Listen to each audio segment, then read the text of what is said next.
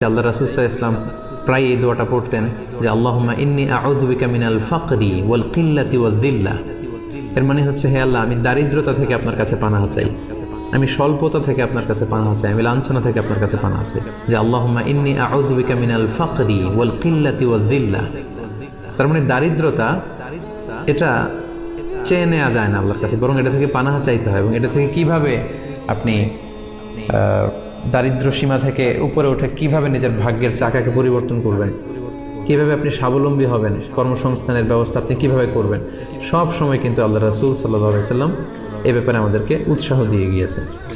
আমি অনুরোধ করব, আপনারা যারা লাইভটি দেখছেন আপনারা শেয়ার করে দিন, তাহলে এখন যারা অনলাইনে আছে তারাও এই লাইভটি থেকে, আলোচনাটি থেকে উপকৃত হতে পারবে ইনশাআল্লাহ।